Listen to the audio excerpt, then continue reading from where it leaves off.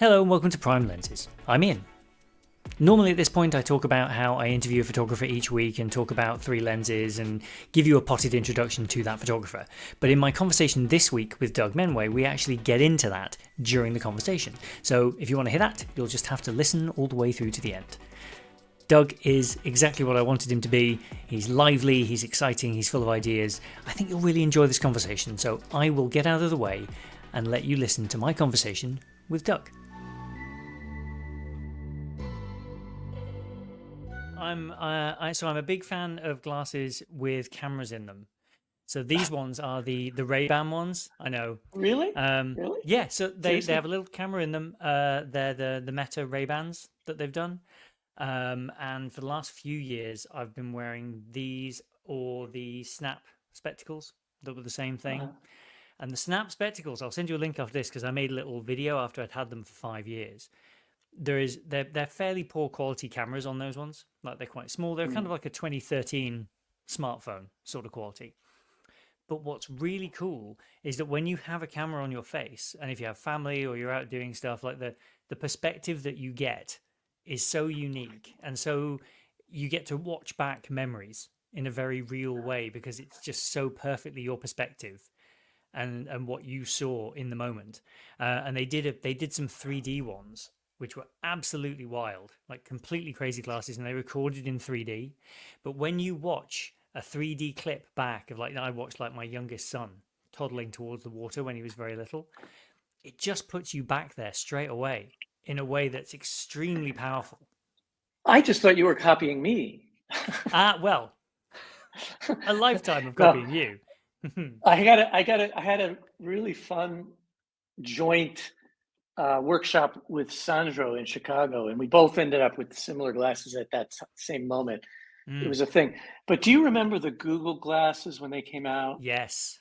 Yeah. So a dear friend of mine was brought in and hired by Google. Mm, And she said, the only reason I would come to work on those glasses, and she said she's a product designer. She said, mm. the only reason I will do this is if I can kill them because they suck so bad and you fucked up the entire launch. Mm. Anyway, maybe I shouldn't speak out of turn. Let's move on. Yeah. Anyway, No, I think technology, Google but Glass was interesting. it was. And honestly, a lot of people fear new tech and stuff like that, but they're just Mm, tools. You can take a hammer and build a house or tear it down. So we really yeah. have to consider the tool in context and Mm, understand that we don't know the all of these tools in the last 25, 30 years, we still do not understand the implications or the unintended consequences. We could see a lot of mm, them and a lot of the yeah. problems, as I've heard on some of your talks. Mm.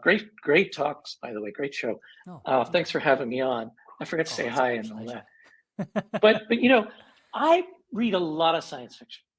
And Mm, I went to Silicon Valley as an artist documenting, as a photojournalist, and then as an artist documenting the invention of a lot of this stuff. And I was very cynical and didn't give a shit about it, didn't care, didn't understand math or science. And mm, my head exploded, and I saw, oh my God, this is going to be amazing. It's going to be a long time, but it's going to be really powerful. mm, And all the science fiction I read now really makes me want to have a chip in my brain that will double my memory, triple my memory, put me on the network, and allow me to record what I see, just like you're doing. mm, So I think it's quite cool. I think the cyborg is the future. I think the cyborg is probably the best future because the AI probably it's a 50% chance they'll kill us because we're useless, and they want to help save the planet or something. sure. Maybe we give them Yeah. a directive. Okay, AI, save the Earth, and they have to kill us because we're the cause of the problem. And then there's 50% Sure. chance they'll be our best friends. I just think a lot of these tools, when they're incorporated into our own organisms, which will take centuries probably, Mm. that would be useful. I think that would be useful. We've always been tool makers. We've always augmented Mm-hmm. ourselves, always augmented our capability. And I think the thing with it's funny, the thing that I think holds back physical augmentation and implants is the fact that you can't necessarily see that someone has the latest one. I genuinely think that the marketing is a big part. Like when they bring out one of these, like a phone, and they move the camera cluster around, some of that will be for engineering for real reasons, but some of it is also beneficial. Same you remember when iPods first came out and the headphones were white, and you just saw these white headphones cropping up everywhere. there's a big part of like putting stuff inside people requires time to then get it in and get it out when you need to swap it around. And I just think we're going to want to kind of augment ourselves with stuff. Well, there's a big you're touching on a huge problem for me, which relates to all the technology today, including social media, which is the Mm. incentives are all wrong. Yeah. And no, we don't want a monolithic communist style diktat, you will have an implant if you're part of the society. Yeah. No. But at the same time, I don't want to have surgery every 15 minutes. Like, Right. I don't want to upgrade my software every fucking day. Sorry, excuse my No, yeah, yeah. language, but I'm busy. I'm doing something. Upgrade. Not right now. Thank you. Not for, how about in a year I'll upgrade, okay? I Mm, got to get mm, shit done. I got to get shit done. So if my implant that has so much now working memory, let's say, and I really need it, mm. I would want to know that the upgrade contains beneficial, significantly beneficial improvements. Yeah. And that is a big problem though, because then you have to do the surgery. And the problem is if it was wirelessly upgradable, we'd all be hacked probably by some Oh, pirates. completely. In 5 minutes. It's a real Yeah. problem. I don't know what we're going to do. I don't know what we're going to do because the hacking thing is out of control. And I was watching this show the other night with my wife, and I was like, because we think about AI all the time. We talk about AI. I have friends working on it, Mm, developing it. And, I spent a day with Ray Kurzweil arguing with him about the future about 10 years ago mm. and for Vanity Fair. And he got really angry at one point because I kept asking him these innocent questions. And finally he said, I can't answer your questions anymore. You don't have a PhD. I was like, come on, Ray, get over Yeah. yourself. No, I don't have a PhD, but if I'm asking a childish question, that should be easy for you. You're a genius. Anyway, anyway, Yeah. Yeah. the incentives are wrong, and incentives right now are about Wall Street and profits and Yeah. quarterly profits going up, especially in the U.S. There's Hmm. no, I mean, this has now come to Europe. It has been for a Yeah. while, but this false investor-driven. Oh my God! If my share price goes down, I'll be fired as CEO. All that Mm, stuff. mm. So the companies have cut back on R&D, the bigger companies, and the R&D they do, we'll never see in some of these big tech companies Mm. probably because Yeah. it's hard to productize stuff. That's a Yeah. miracle right Yeah. there. And the incentives are about profit. I mean, if you watch the Facebook movie, going back to that, Mm. Yes. the moment when he gets a big fish investor, Yeah. shareholders become a thing, and all the, oh, I want to help you, whatever, which wasn't Mm. true anyway. I don't think about Sure. Facebook, I was going to say, yeah, but if you believe that that's the yeah, case. but all the stuff at these companies, like I want to change the world, actually in the original version of this, the engineers really did want it. Like they would say to me, "I want kids in Africa to have computers," and they would mean that. They didn't really know Yeah. what that meant, but they really did want to improve our world. It was a Yes. idealistic vision. Once the companies became publicly traded, and the enforced idea on Wall Street that shareholders are kings and don't do the Warren Buffett thing. We'll hold it forever, and it'll Yeah. slowly gain value. We need it to be Mm. now so we can sell Yeah. and make money. Anyway, don't get Yeah. me ranting. Sorry, dude. No, but I think and it's a nice segue onto kind of the fun aspects of this conversation, even though I hide it within a gear sandwich and pretend it's about gear. It's not really about gear at all. But A that's the gear thing that people sandwich. I search love for. that. Yeah, well, because what I've realized recently, and I hadn't even, I just went for a walk with my wife. Just we live in the woods, and so we just went for a little walk at lunch. And the thing I noticed today, I posted some stuff on socials this week and on Threads. I'm enjoying using Threads at the moment, but I posted something about an old camera that I don't use anymore, a Ricoh GR that I loved, and it was just a lovely image. I took it 2 years ago today, and it popped up on a little thing to remind me.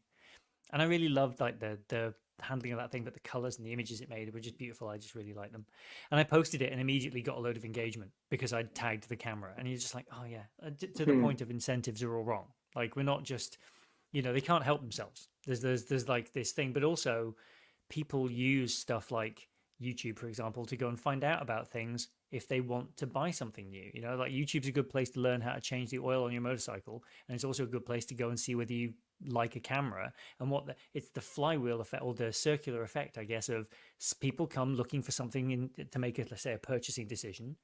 Then they start looking at that the incentives then become videos about gear do well, therefore you get shown more videos about gear because people are making more videos about gear, and it just Well, becomes the a self-fulfilling algorithms. thing. No, Yeah. I heard you talking earlier with um, the brilliant Dan Milner, and Mm, it got me very sad because I feel the same way and have mm, watched this stuff develop before it was a thing. I mean, in 1980, we had social media. It wasn't like it is now, mm. but we had the well, and there were chats and chat rooms and all that shit. Yeah. And it was already beginning.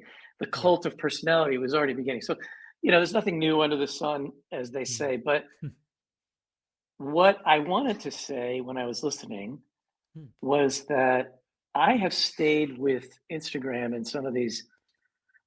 Actually, the only thing I really put any energy into now is Instagram, but I've stayed with it because of the fact that there is a community that Yes. I love engaging with. Mm, Yes, all the stuff about clients will look to see how many followers you have and this and that, and all the things about you only, the more you humble brag, the more likes you get. The yeah. more if I post, oh, I just got this thing, then it's like, yay. And I love that too. But I mean, we all have these algorithms that are like dopamine reuptake Hmm. inhibitor, they're like cha-ching, cha-ching. So it's like heroin, and they designed it that way. And they Oh knew yeah. that. Yeah. Originally, actually, they didn't. They just did it. Oh, this would be fun. And then they saw the Oh reaction. And yeah. then the shareholders came and said, hey, Yeah. these other guys are getting more traction. Why don't you change the algo? And then it all became about Hmm. the money. Yeah. So we can't believe anything they say. And I'm kind of stuck because I like the community on Instagram. Like if I give a Same. talk somewhere, people show up and I find that I've had an impact or Hmm. I learned something from them. Or, Mm. it's really cool because or they've inspired me and I got off my ass because of somebody on Instagram that I saw. So I Yeah. think it's a useful tool. I'm frustrated with Instagram because I once criticized them in Silicon Valley during an interview at a huge tech company that was online, and I just blurted out the first thing I was thinking, and I think I said somebody in the audience, mostly young people, said, "Well, what do you think of Instagram?" Because I documented this Right. digital revolution, and what do you think of it? And I said, "Well, I think they're a fascist company." and and at that moment, the reason I said that was I was thinking of Abby Hoffman, who when I photographed Abby Hoffman, who you may not remember, but he actually was one of the founders of the Yippies and part of the '60s anti-war movement Yeah. and a social change pirate. And he said late in the '80s, as he was on his second wind, Mm. fascism follows fashion in the dictionary. It's a small group of people dictating to a larger group. And I was Mm. just conflating all those things. I wasn't really saying they're evil or bad. I was Mm. just saying, because at that time, if I posted, it had to be a square. I went Yes. through my square phase in art college. I had my Hasselblad phase. Yeah. Nice. I did that. I loved the square. You know what? I'm all about the rectangle. I'm all about Hmm. close to the golden mean. Aristotle's golden mean is kind of close Yeah. to the ratio we use. And I really, really am about that's how I feel and see. Hmm. And Hmm. I mean, I don't know, the way I came up, you're trying to frame in camera, the Cartier-Bresson angle. You're trying to learn composition. And you spend a Yeah. lot of time and energy moving and getting that moment where you're framing. Yeah. I don't want to have to crop to a square. It just, destroys the whole thing for me. So Yeah. every time I posted a square, I was angry at them. Angry, angry, angry, angry. Yeah. So I had to destroy my vision for every picture and try to Yes. find a whole new composition within the picture. Yeah. Oh man, it was just so sad. Well, the next day they changed it to a rectangle. You could have whatever you wanted. So, Yeah. but they throttled me. They started cutting back on my followers. So that was sad. And they're still mad at me to this day. I heard this Well, from some insider.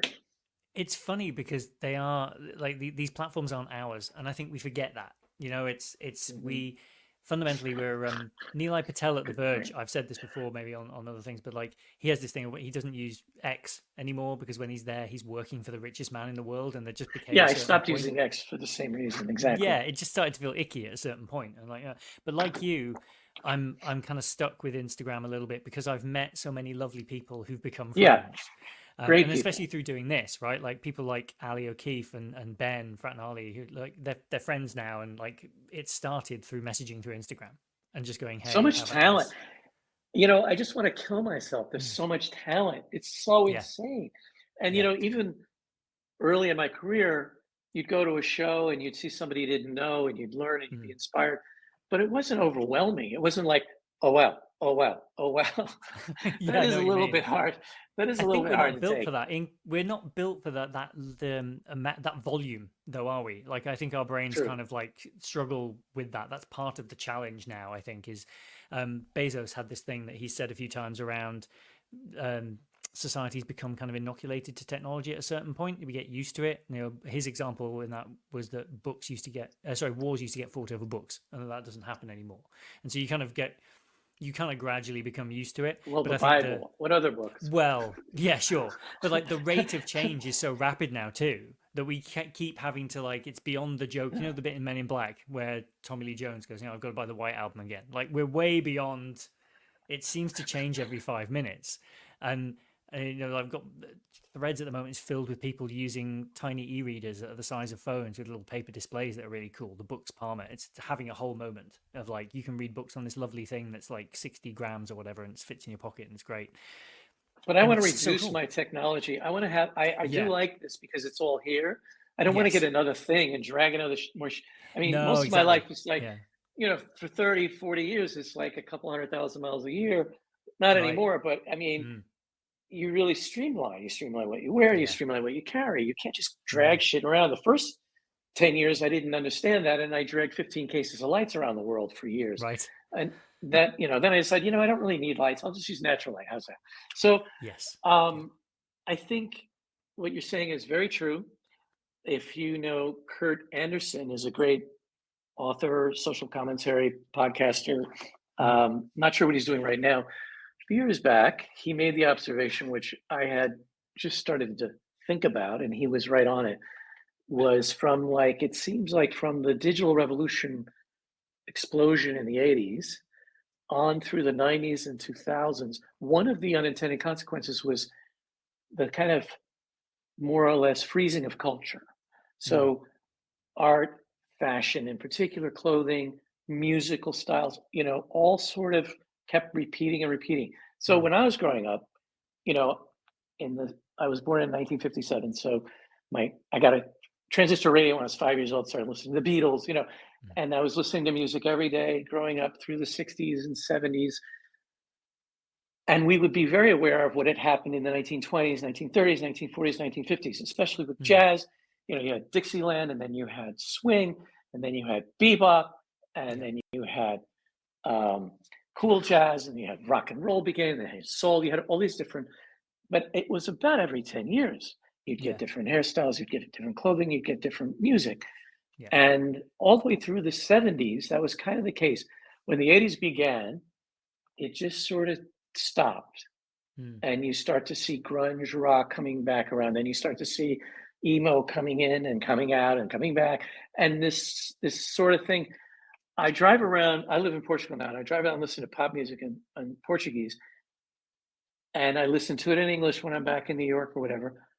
And I swear to God, they're writing the same song over and Mm. over, and all they're doing is looking for slightly different hooks for Mm. the bridge or whatever, and slightly different instrumentation and production values. And Mm. then, but there's no melody. They're Yeah. just singing the same shit. There's no the art of Tons of melody of Smokey samples. Robinson is Yeah. gone. It's all Mm.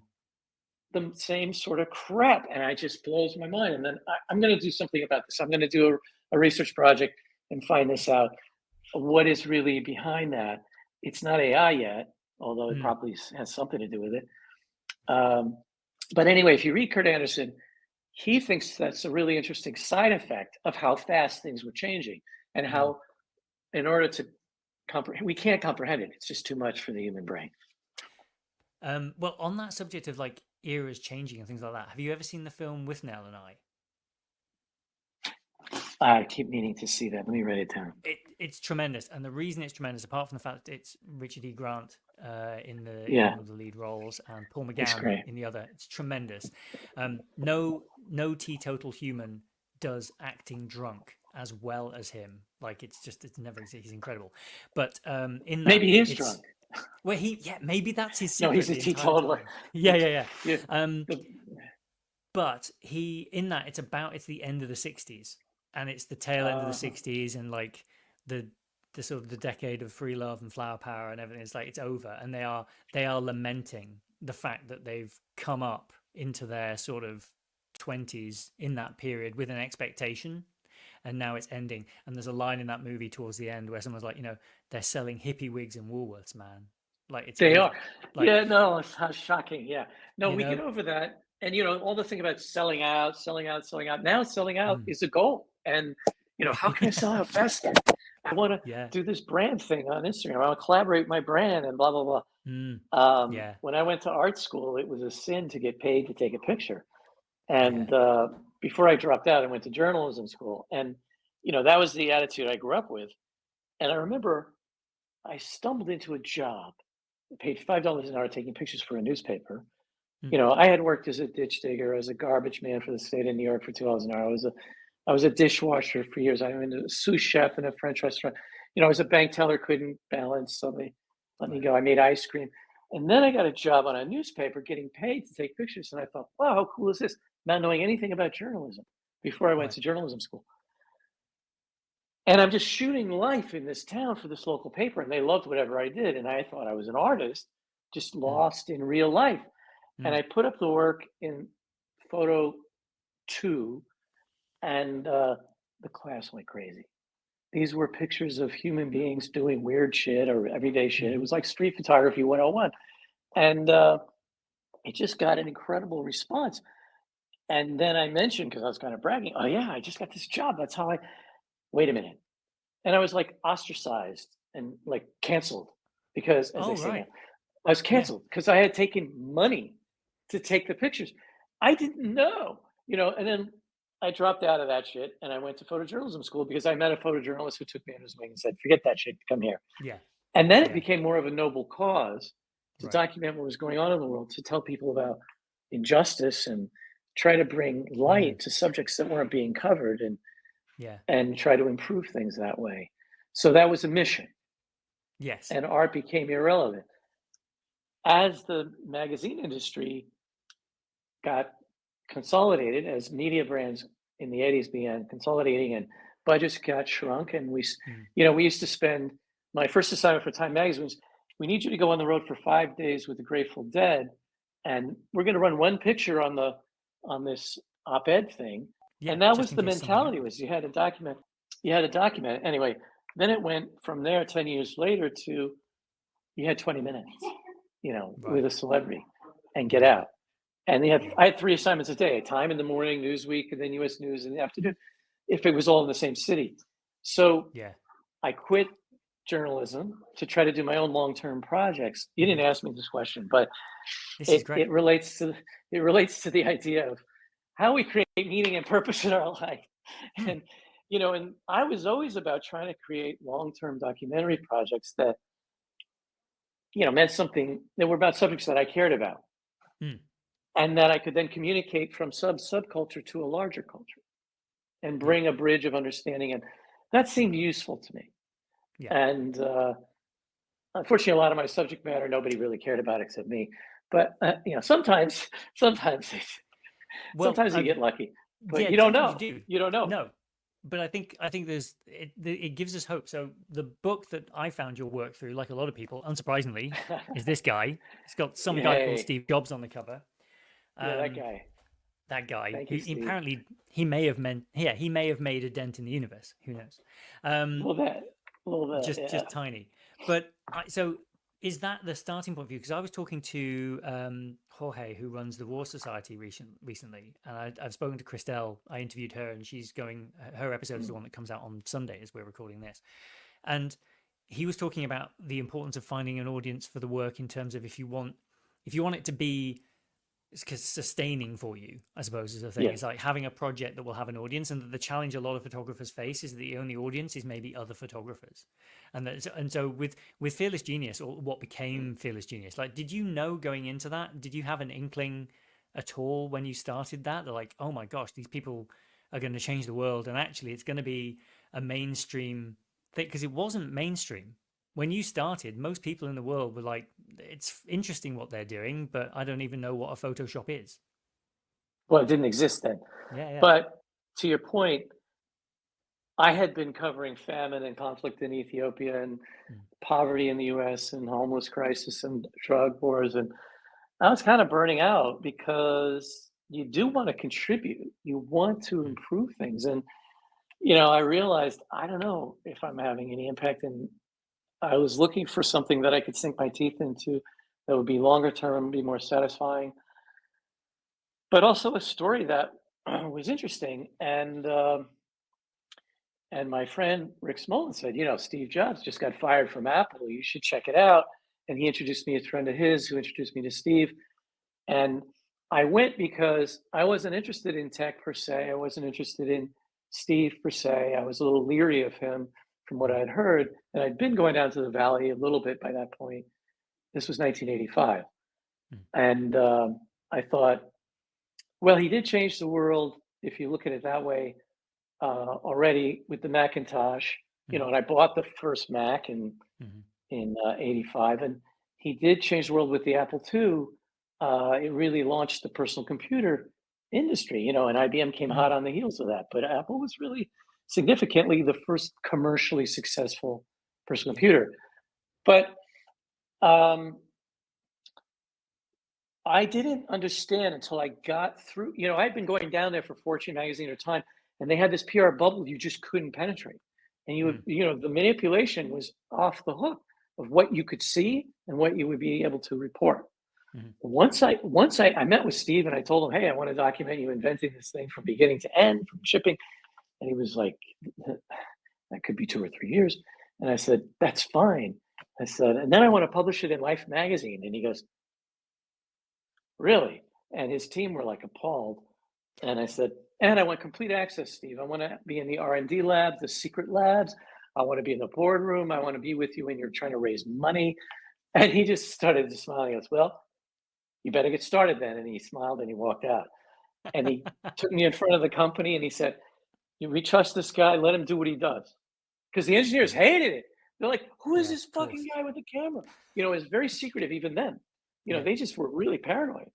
Mm, So he protected me and he gave me this access. Once I got in and saw what the engineers were doing, my head exploded because they would tell me, this we're doing here is going to be, we're going to have video, digital video, or we're going to have a cure for cancer, or whatever they were talking about. And when I started to see things that were actually working, I realized, oh my God, these people have all the power. These people have the power. This is an important story.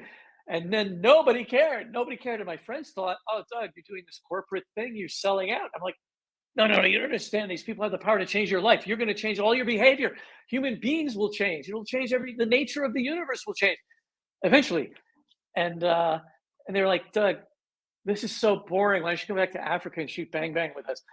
Honestly, my friends really turned on me. They really turned against me and would say nasty things behind my back, which they didn't think I knew. And like I was no longer a photojournalist. And anyway, no one understood it. And so, but I kept doing it because I got to know the people, and I felt very fulfilled by it myself. And I thought, you know what, this may never go anywhere, but I just kept at it for like 15 years. Even though the Life story, Life magazine believed it. Peter Howe, God rest his soul, he said, okay, I'll give you 3 years with Steve.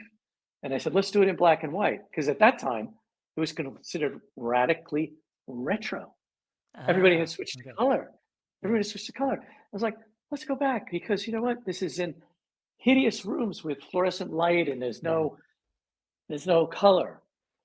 So anyway, yeah. that became a thing. And then I did see what could happen and I started to see what could happen and I became kind of a prophet, if you will. Yeah. And that led to the book, but it took many years. So you should never give up. My lesson to anyone listening that cares is the lesson is the same I learned from Steve. And he had his Mm. head down on the table in tears, but he never gave up. And that's what you got to do. You got to believe in yourself against all the evidence to the contrary. Yes, I think that's where the important work comes from. I talk about this a lot, like the iteration cycles of like you have to go and try some stuff, you have to look at that, you have to come back, and that requires time, right? It does require that kind of long time horizon. I was doing an interview last night. I was talking to Stasha Schmidt, who's a photographer in Calgary, up in Canada, and she was talking about she's from basically picked up a camera properly 5 years ago, and now has won the Leica and Women in Photography Leica Award this year. Fantastic. She's Yeah. incredible art photography, really great stuff. Like you, reads a lot of science fiction, so that bleeds in. Her images are immediately. I think one's called Ephemerality. It was a collection of images, and it's immediately like very Prometheus, very Blade Runner in the color palette, Wow. And so it's this combination of like natural environments and fabric and stuff. It's really really cool stuff. Cool. Um, she's done that in 5 years, and I was joking about a project that I want to work on. And I was like, this might take 10 years, to kind of to get in, because like your project, going, working with the guys at Next and stuff like that, this would be in games, which is a very secretive industry. And again, Oh yeah. it'll be about building up trust and getting in, and then being reassured that the thing they're working on stays secret, because often it leaks anyway if it doesn't happen. So you've kind of it's going to be a tricky needle to thread, that one. But photography like yours, that documentary style real photography, just doesn't exist in that industry. There is none, and I feel like we're missing something. We're missing documenting a thing that's happening in one of the most culturally important industries that we've ever had. Well, you use the word culture, and I think what I found was that they were inventing a new culture with a new Mm, language and new traditions on the back of the existing Silicon Valley tech industry, which was mainly funded by Defense Department and NASA. yeah. So these were kind of later stage wannabe hippies in the 80s who had actually gotten math and science education, but they had these idealistic, humanistic ideas. And Mm, that was the beginning. It all got corrupted by success and money and greed, yeah. but they really did have good ideals.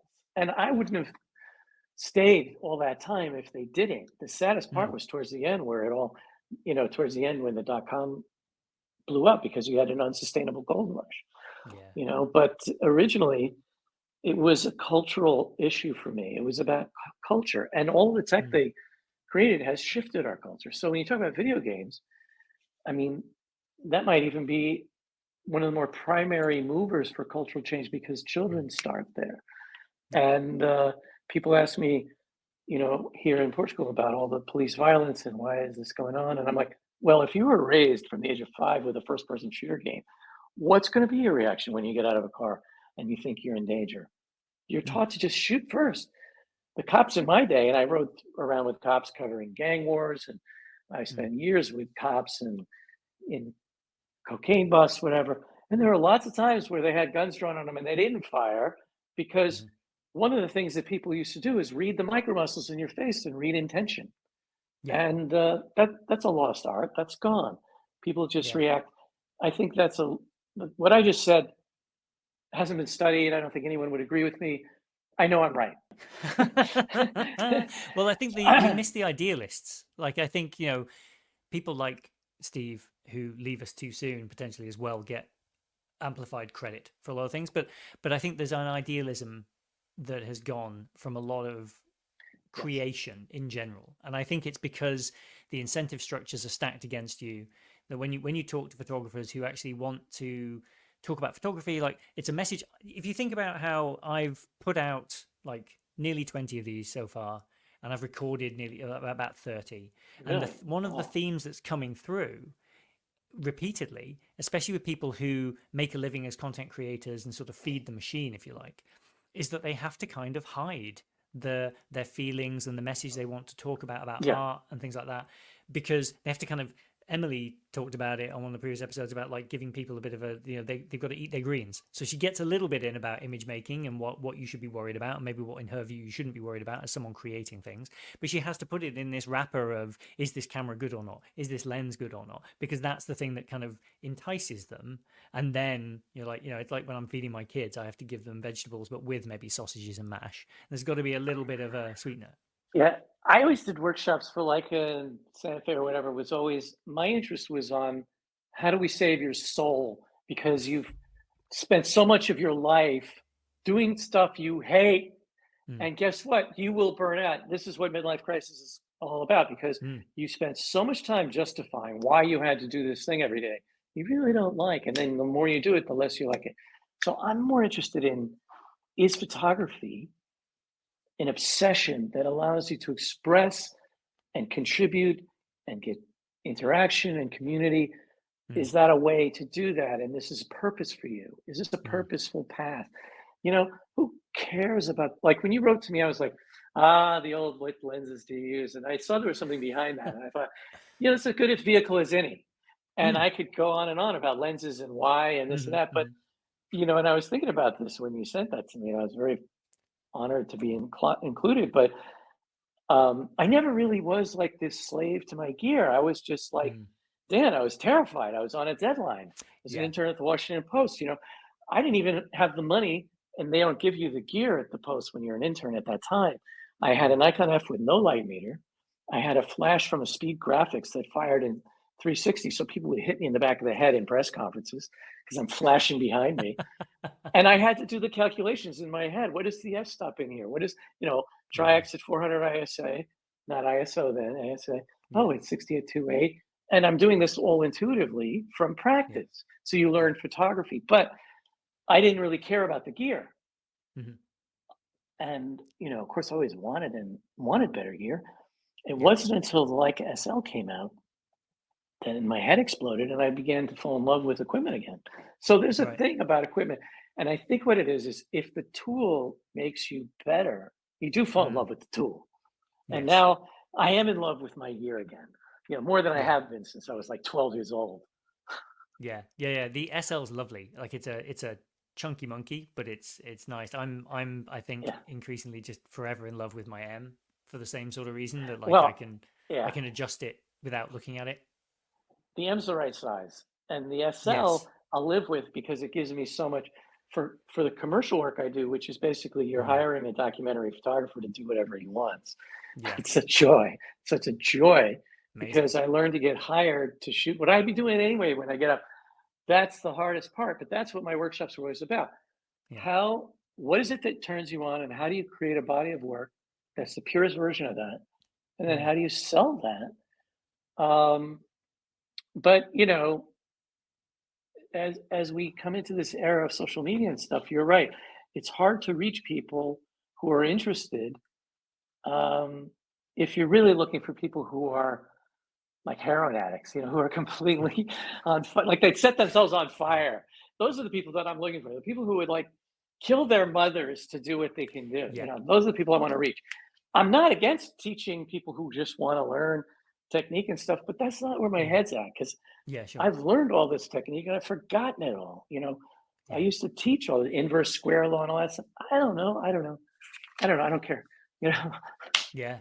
No, but it's a funny thing, isn't it? We learn these things. We've got a similar sort of thing. We were trying to teach the kids some maths this morning, and Oh, I once knew long division, but when I was like 10, 12, and my maths teacher would always say to me, well, you won't always have a calculator in front of you. And it's like, well, no, actually, it turns out I sort of will. Like I have a supercomputer strapped to my wrist most of the time that I can ask an omnipresent piece of software and it will get that answer right, probably, without lying to me confidently. Just don't ask it anything, more complicated than that. But yeah, it's funny how these things change and how unimportant they become. I feel bad because I don't want to sound like I don't care about people who just are interested. One of the great things about Instagram, if I could just follow up before, Mm, is watching someone come on there who might be a family friend and they're a soccer mom or whatever they are, mm, and they just something is calling them, and I think it was 1 billion smartphones came online last year. So you think about the creativity that's unleashed, and that's mm, very interesting to me. And we don't know what that's going to do, but I think it's a good thing. And mm, you watch this person posting over the course of a year. I watched one friend of mine who happened to be a graphic designer, so maybe they already had an eye, she already had an eye. But I now look at her feed and go, fuck, I wish I shot that. You know, yeah. there's a learning experience that's happening on Instagram that I think is one of the most Mm, exciting things that isn't really talked about, that people have come on there and they're amateur or whatever they are. Amateur in the best sense of the word is mm, truly what an artist unpaid. So yeah. Yeah. back to the original art idea. Yeah. So I'm really excited about that, and I do like engaging with people like that. And also the thing that I discovered in a lot of these workshops is the only people that can afford them are doctors and dentists and lawyers Yeah. who are at this age where they really want to express themselves creatively, and they suppress that so they could feed their families Mm, and did what their parents wanted and the responsible thing. yeah. I understand that, and I also feel like, Rousseau didn't become a professional, if you can call it that, painter until he was 53. He had a family business to run, and Yes. I think there's a great thing to be said for people later in their careers discovering their true passion if they haven't destroyed themselves by that point.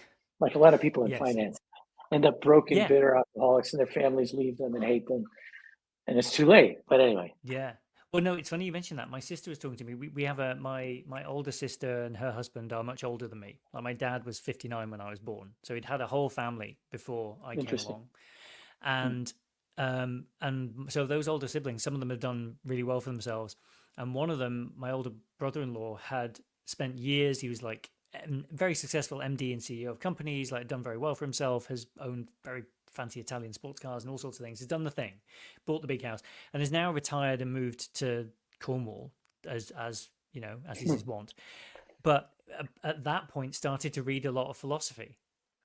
Hmm. And my sister was talking to me about this. He's never had this conversation with me, but it was really interesting that he read a lot of philosophy, really went deep down that rabbit hole, and I think was faced with a slight crisis because he felt he'd maybe wasted some of his time on things that weren't as important, and now has bought a little local bus company and is running it to make sure that the local community Ooh. have buses because he and his friend who's a business partner, they're doing it A to get out the house and do stuff, but B for it to be something that exists for a social good as opposed to just before he was running the business to keep shareholders happy and get a good paycheck and go home at night, you know?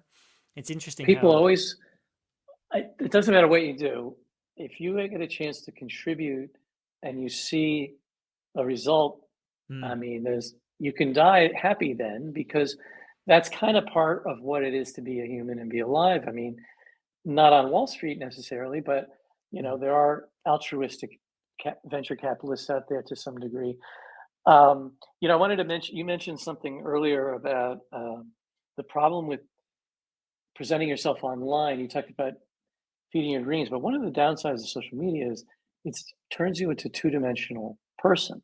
mm, It's all about projecting the life you want to be yeah, leading, or you want people to think you're leading, and you censor yourself all the time.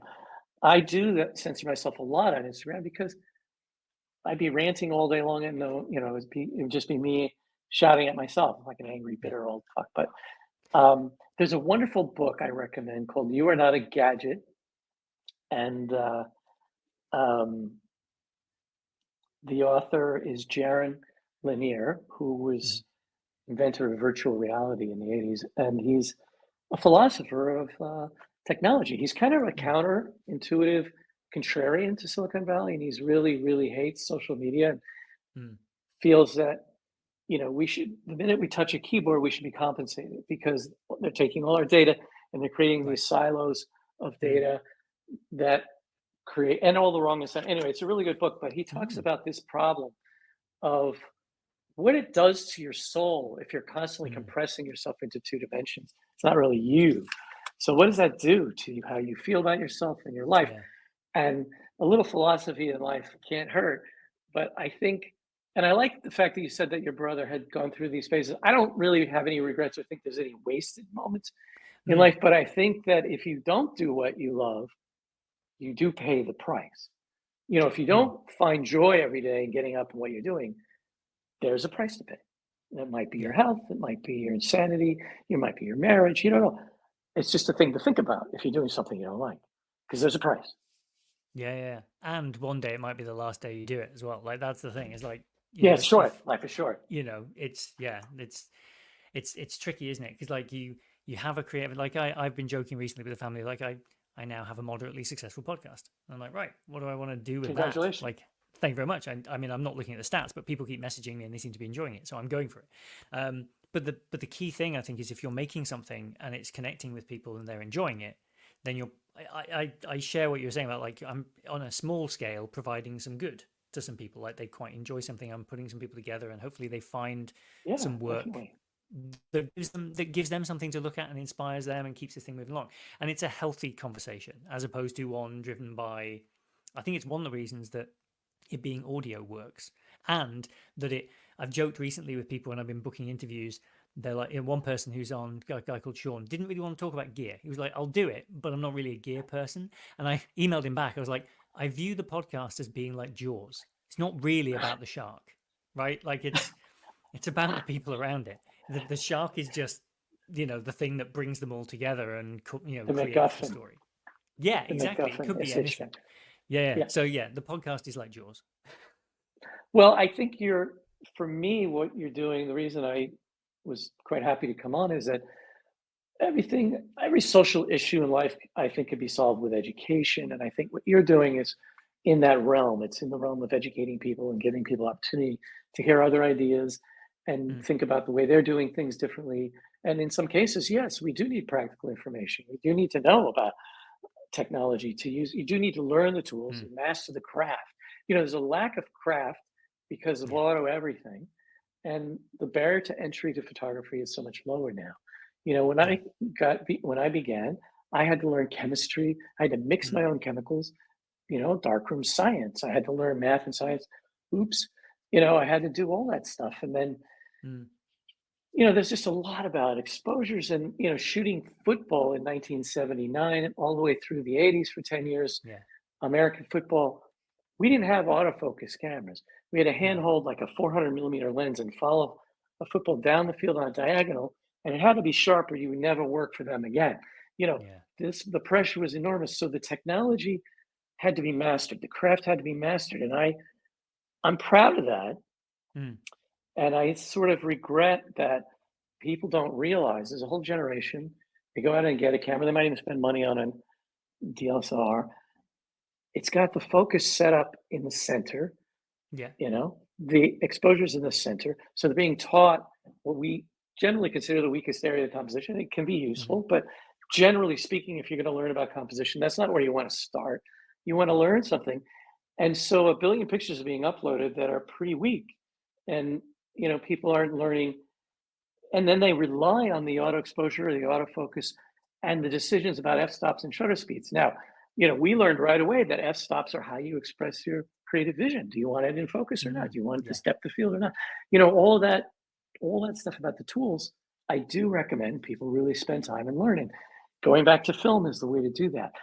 Yeah. I will never go back to film. Thank you very much. I love digital. I Yeah.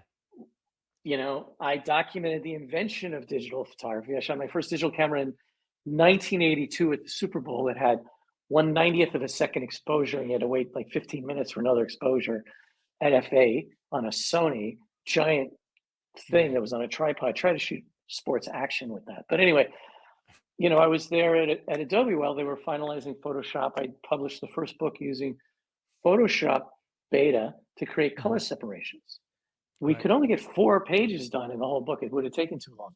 But Yeah. um, I did all this bleeding edge to get to the Mm, point where the stuff was good enough. And once the technology was good enough that I could make a print, go to Photokina and put a silver gelatin print next to a digital print mm, and put a sign up saying, guess which one is digital? yeah. And at Photokina, there's 500,000 people going.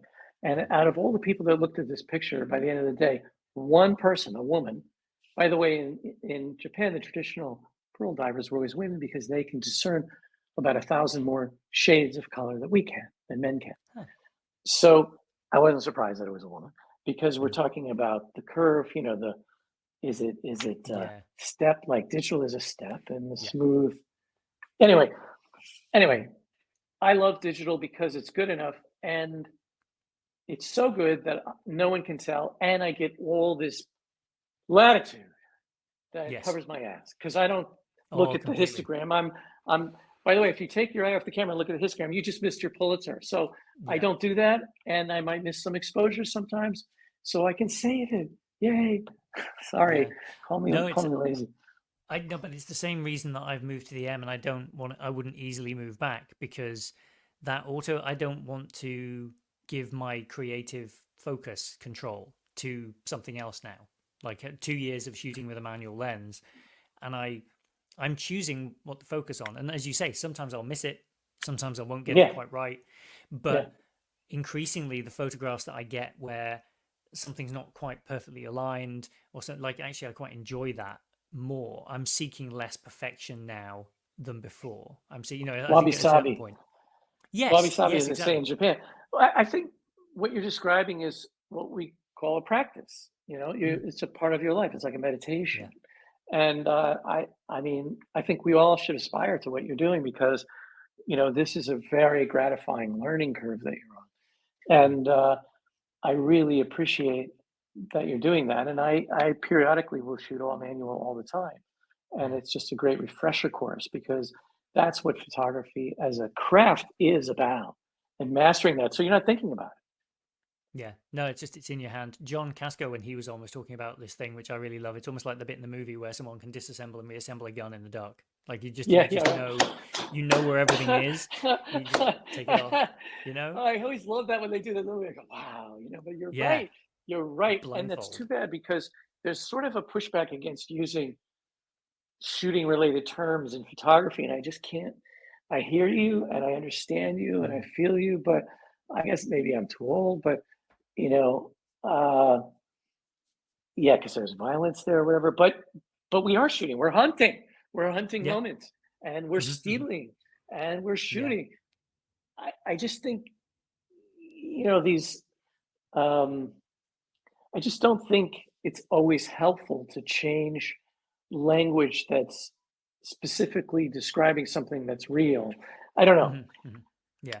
I could be wrong. I could be wrong, I and I'm trying to change, but Well, I try a little bit with making photos rather than taking photos, but there does come a point where a certain word is just stuck in your brain, and it's, you're changing for change's sake rather than changing. Like if I talk to someone about make photos, depending on who you're talking to, they either nod and go, "Ah, yes, we're making things," or you come across as slightly pretentious, and it's a difficult kind of, again, threading the needle, right? Like but you've don't got you to know think? your audience.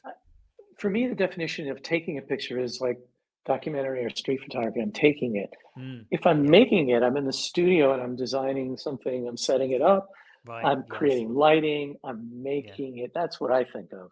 So taking to me isn't a negative. But you know what? Mm, You know what? You know what? When I'm talking to students about this, do you have a second? Because I want to talk about this. yeah. If you're going to make or take a picture, if you're going to get a picture that means something to you and me and is meaningful, Mm, there's going to be a price. You are taking something. I totally mm, believe the idea that you're stealing someone's soul or a piece of their soul. Maybe it's just a little tiny, tiny piece. But I believe we are taking. And therefore, we have to be incredibly respectful of that. And mm, we have to understand that. And what do?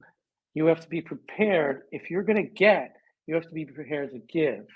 And mm, that's how I go out there, whether you're in Africa or Portugal or New York or London or in the Highlands of Scotland, when you go to a strange person and you see something that you want to capture, as they say now, for mm, your mm. creative purposes, you're you're either using thievery and stealing it from them and justifying that as an artist because artists have always stolen and Mhm. used their family or whatever to exploit Yeah, yeah. them, or what I try to do, if I can, is go up to them and ask for their email and introduce myself and get their name. And Yep. you try to do that, and then I send the picture because I wouldn't be. I Mm. mean, today's our anniversary.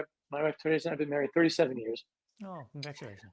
We would not be married if I hadn't answered a phone call that I thought was from somebody who wanted a copy of a picture. For about 20 years, I was published somewhere in the world, and I would Mm. get calls every day from people from Time Magazine or different magazines or USA Today.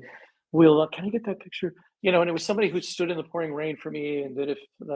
So, unlike most photographers at the time, I took time to make prints for people and send them out because I believe in karma. I Mm. just wasn't so much altruistic. I was just really worried I was going to burn even more in hell. And so I, Yeah. so the reward was that one of the call that I made to return the call, which I didn't know who it was my wife trying to find me after 10 years, after she broke up with me, and we immediately got back together. We've been together for 37 years. Anyway, Wow. I think what we have to recognize is that instead of changing the language, there probably is an invasion of privacy. There is Mm, a violation. And either we get away with it and we live with that, or we go up to the person and explain what we're doing, or we get permission beforehand, mm, which is a dead certain way to ruin a spontaneous moment. You can still get them, mhm, if you can mhm. begin the process. But I think it's important to acknowledge that. So I don't really care what kind of language you use as long as your attitude is respectful. And man, Yeah, it's hard to teach this to young people. Like they'll just yeah, walk up to people and just they feel they're entitled to it. yeah. And then there's other people that are terrified to walk up to strangers. And you have to teach them how to go up and interact and give of yourself. You Mm, have to be willing to die. This is the thing. You have to be willing to go. You might be have to buy them lunch or give them $5 or whatever, but you also might have to die. You have to mm, be willing to step through that looking glass all the way to get mm. anything meaningful before or after the fact. Does that make sense? Yeah, yeah, yeah. No, it totally does, and it's something I don't.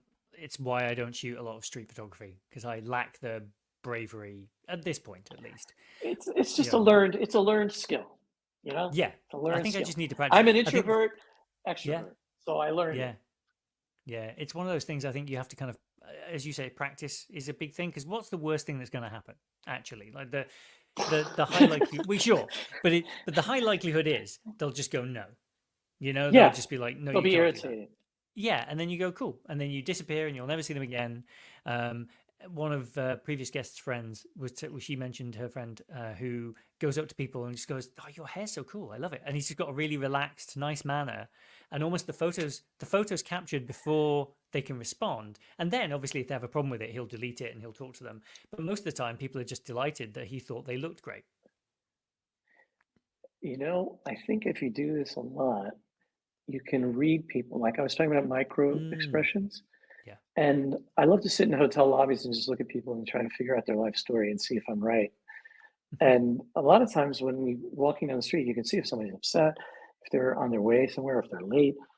You know, um, I think if you work in the kind of jobs I had before I became a photographer, and then if you work as a photojournalist, where you have to go up to strangers and say, I mean, I was in San Mateo, California a month ago Mm, shooting a startup, a tech startup right. flew me in to document a day in their life. And I was with my young assistants who were in their 20s, and we were driving past the San Mateo Times, where I worked Mm, as a 20-year-old photographer before I got to the Washington Post.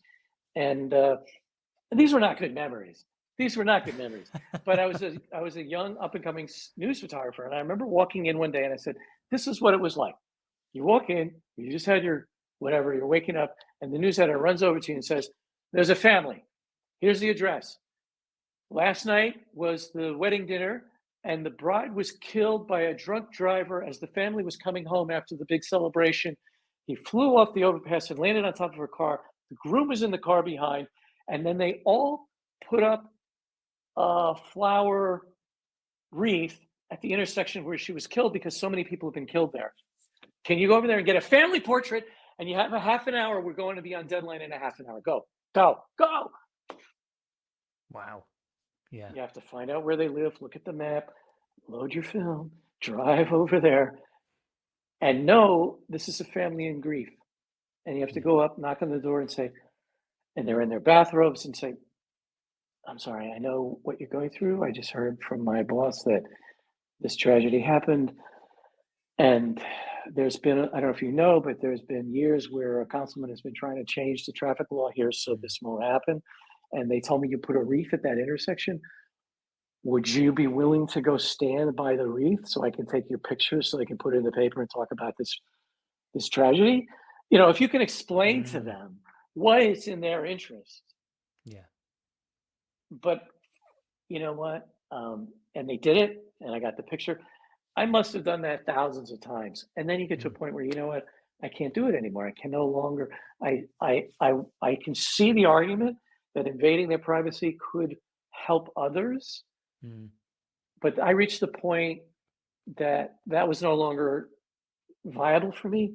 Going into a forest fire and they're going through their belongings. I can't do it anymore for whatever yeah. reason. It has to be where I now spend time with people, get to know them, Mm, and then I'm a biased. documentarian of their story because I don't believe you can be truly objective anyway. I'm a subjective artist documenting at this point. Yeah. Yeah. And then they're bought in because they're a collaborator. They agree, they know what I'm going to do with it.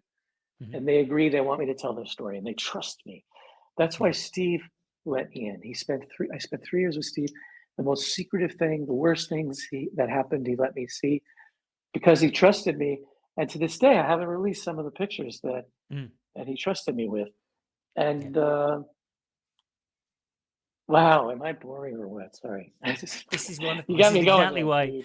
No, this You is got me wonderful. This is going. why it's good, because when you look at that book, which is probably like, it's an incredible thing that I mean, your career is so full of. I nearly started the podcast.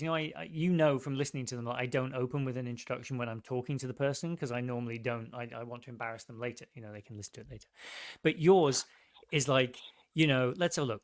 Stood at the North Pole, crossed the Sahara, tea with Stalin's daughter, held a chunk of Einstein's brain, quit a blues band in '81, having worked in all these other things, documented the AIDS crisis, homelessness, American politics, 5 Super Bowls, the Olympics, Presidents Clinton and Bush Sr., Kate Blanchett, Lenny Kravitz, Mother Teresa, Jane Goodall, Hugh Jackman, a woman, worked for Chevrolet, FedEx, Leica, GE, Coca-Cola, Emirates, Microsoft. Like, just it's not boring at all. Like, no one has a CV like this. I showed your form submission to my wife, and she was like, "You'd better be good." Like, we're ready for that conversation. She was like, Oh, "That's her exact words were, that's an intimidating CV." I was like, "Yes." And the book I found him through has been translated into like 17 languages, and it's in 6 countries. And you've got Dave Hockney in there. You've got a very young Bill Gates. You've got a very young Jeff Bezos, along with Steve and all these other people, the guys at Adobe. I mean, for me, the back cover with Dave Hockney and his dog with his newspaper in the pocket is wonderful, and it sort of highlights, introduction by Elliot Erwitt, for goodness sake, right? Like, just so great, just so cool. we So miss him. so did, We miss him. yes, yeah. So I saw his exhibition. There was some stuff in New York recently when I was there at the Leica store. I was chatting to the team there, and they had some Yes. photos. Wonderful, wonderful work. So I think, like, that's why I wanted to talk to you. It's because the stories and passion and your care and attention and passion for the medium comes through in the work, and thankfully, like, it's a bit like when I spoke to Dan. You're exactly what I wanted you to be. Like, this is exactly the kind of conversation I was hoping we'd have. Like, Thank you. barely talk about a lens, talk about why it's important, what's attractive to us, and actually what's really interesting, especially on your newspaper stuff, how much importance in modern days we put on exposure and technology and gadgets and composition. And the thing, whereas actually that is such a tiny part of what you're doing. The bit where you press the button, if the run up to that and the thinking beforehand isn't there, then what you make in the moment can't be necessarily very good. Sean talks about it with like portraits. Like, you can tell when a portrait, when the photographer connected with their subject and when they didn't. You just can. To that point, my dad, I didn't want to go to college. I just wanted to go to art school, and I didn't even want to go there. And he said, if you want to be a photographer, you should really study ancient Greek history. I'm like, Mm, really? And he goes, you might want to study community organizing and politics and all this stuff because, you never know who you're going to meet. And that's yeah, what helps you in a portrait is you need to yeah. connect on a human Mm, level and get their trust to open up. But you're only, that's funny. One of the things I try to do is stay humble because anytime I start to think, oh wow, I'm doing really well, yeah, I'll get a call saying, oh, FedEx just crashed with your film on that plane. Sorry, or yeah, something will happen to humble me because yeah. you can't get too high or too low. Mhm. And we used to say, you're only as good as your last picture. What have you done for me lately? Yeah. So I appreciate very much your kind regard for my career, and I look back and it almost feels like it was somebody else. It just all Mm, went so fast. I'm trying to make little notes on my iPhone of memories and things that happened because people mhm, ask me sometimes and I'm losing those memories. So I'm trying to write them mm, down, like the KGB guys with Stalin's daughter or what mm. happened with, the things you mentioned. The North Pole was an Yeah, yeah. unbelievable experience. But, um, and I wouldn't have continued in Silicon Valley because so many people thought it was wrong if Elliot Erwitt of all people, and I was so surprised. I showed him the work in '93, and he was like, Mm, "You need to stick with this." And I was like, "Really?" I just thought he would. I thought all his of all people, he would think it was boring and wrong, and he immediately saw it as a human story. This is another group Yeah. of human beings doing Yeah. stuff that's in a little culture that is not understood, and he got it. So Yeah. that was encouraging. Yeah. But I think the best thing to do if you're starting out is to remember that I try to remember that I don't know anything. I try to use beginner's Yeah. mind. That stuff. I used to make fun of all the hippies in Marin County when I lived there, and it turns out they were right. Yeah. You gotta smell the flowers. You gotta think like you're a beginner. Stay with that childlike curiosity. Yeah. Yeah, I think that's Yeah. important. Yeah, yeah, I do too, and I'm really and maybe it is a midlife and a later life thing. It's like now I'm in my mid 40s, like maybe that's why I'm more interested in people and things and what we're doing rather than just like that's when I was younger, I was sort of chasing status, wanted to be in charge of a thing, want you to prove you can do it. Um, there's a Doctor Who line about it where he's like, I was all pompous and like you are when you're young. You're trying to be grown up, and then I think you spend a lot of time going, oh no, actually, it's later than you think. I'm now gonna I'm gonna chill out a little bit and try and enjoy it and try and slow it down. Maybe that's maybe that's a Well, little it's just note it to end. doesn't matter because you have great hair. You could just go right through life Oh, like that with the hair. You see, and that's in bastard. the recording. That's what's so Yeah, great. Yeah. dude. Oh, thank you, man. It's what Dan said. Dan started. I think I missed it from the recording when I spoke to Dan. But one of the first things he was like, "Look at your hair," in that very Yeah. Dan Milner kind of like kind of way. It's like you've got great. He liked the glasses as well. Uh, when I spoke to him, it was good fun. Yeah, I think it's really fun as you get older and you get comfortable being who you are. It's Mm. just to do the things that express who you are and not worry about it or what people think. That's a great part of growing older, honestly. Yeah, There's so much yeah. pressure. Peer pressure is a thing. It's a real thing. Oh yeah, It's no, so for hard. sure. It's so Uh, hard. I was talking to one of my colleagues about it because I mentioned American interviewees especially comment on the hair and the glasses because I think and partly because I think I sound like a baddie in a movie or someone's like Superman's dad, so I have that kind of like that accent or whatever. But I was talking to her about it and she's French and she went, "Well, it's because you look like a cartoon character," and I was like, Well, "Thank you." how That's so you're in the north of Scotland. I've been up I am. there. I went to Inverness and then south from there. Oh yeah. I drove all around up in these tiny little roads, lost many Mm, times, but and I've got a few pictures that I love to this day from that trip. yeah.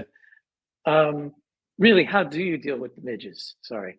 No, so it's bad. I think the you've tried the cream, have you? Like the always the Avon moisturizing cream, the So Soft. So this was the thing that the SAS used to use. Oh yeah, Um, really? they No, would I they didn't would hear about that. use it was called Skin So Soft, made by Avon Really? at the Oh, time, I guess back I in did the hear like that, but I didn't yeah, have. the Avon calling thing. And so we get that. And Yeah. now there's a bunch of these kind of lotions and potions, and basically they're kind of, as far as I can tell, they're just heavily perfumed moisturizer, just with a smell that the bugs hate. And Huh. that's kind of like one way. We have a load of ticks in the garden as well because our garden for our house is Ooh. just moss and trees. It's just woodland effectively. And so what we've been doing recently actually is attracting lots of birds to the garden with seeds and things. And then when the seeds run out, then they go to the bushes. And so we're kind of that coupled with just clearing back space for like, so they've still got plenty of habitat, but it's just getting further from the house as I kind of clear bits of it back, by degrees. Uh, well, I was quite impressed interviewing someone inside their living room home Hmm. on a blazing hot day with all the windows shut. And of course, nobody has air conditioning in the Highlands because Yeah. Yeah. why would you need that? But there's always Yeah. those few days when I was there, it was like 95 or something. Yeah. And they Yeah. had the windows shut and were working. And then they just came through the window. And I was like, how? Yeah. Oh How? no. Now they're in the living room. There's a little, Cloud. Yeah. spheres of what the, they Yeah. were just amazing. Um, They're awful yeah. little Anyway, it creatures. was They just impressive, get and you. dude, I've been up the Amazon. Talk about mosquitoes. I've Yeah. been in Africa. I've been all over these places in rainforests. Nothing compared to the No. midges of Scotland. Yes. No. Well, I mean, thank you. There's some national pride in that. There But is. Good yeah, on no, you. they're horrific. Yeah, yeah. I've seen kids. I saw some kids at like a scout camp once with a can of deodorant and a lighter. That was that was how they dealt with them. to create a blowtorch. Just That'd be creatively gratifying. yeah, I think it worked. I think in the end, the only solution is to be away from kind of standing water. Is like the only thing you can do. That's your only defense. Or if it's windy. If it's windy, you're all right. Mm, They can't fly love the there. wind. Yeah. Well, Doug, this was incredible. I think I could talk to you for My hours, pleasure. but I've really enjoyed it. And is there anything you want to Thank you. point people to before we kind of wrap things up? Well, we have a new film. It's a short documentary about a couple who pioneered Japanese American taiko drumming in San Jose, California. And I was honored to be asked to direct this piece by a very close friend of mine who is Japanese American and a taiko drummer, of her mentors. And it's a really cool little meditation on, I guess, the creative life of an artist, but also how do you create meaning that way? And they happen to create community, identity, and really built a life for themselves by pursuing taiko drumming and teaching it to the next generation. And I was really excited to try it in black and white, digitally, and using the SL2Ss, Mm-hmm. and it turned out pretty well. I think we've got in a couple of 4 or 5 film festivals, and they were happy with it. So that's the main thing. Great. And I'm very proud of that. If anyone has time to watch, it's only 30 minutes. That's on my site under Motion, Menuez.com under Motion, and you can see some other pieces there. So I love doing, stills, of course, to this day, but I'm doing more short films for people, for nonprofits and stuff for fun too. And Yeah. I love directing. Yeah. Brilliant. Oh, well, thank you so much. I hope this isn't the last time we chat. I've adored this. This has been brilliant. Please keep in touch. It's an honor, Yeah. and tell your wife I said hi. And Oh, thank you so much for having me. I really appreciate it. It was a lot of fun. yeah. All right, man. Have a lovely rest of the day. Take it easy. You See too. you soon. Take care. Bye. Ciao.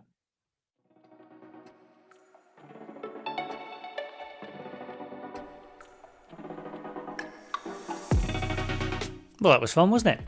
Doug was great. Thanks again, Doug, for taking the time to be on the show. I really enjoyed that.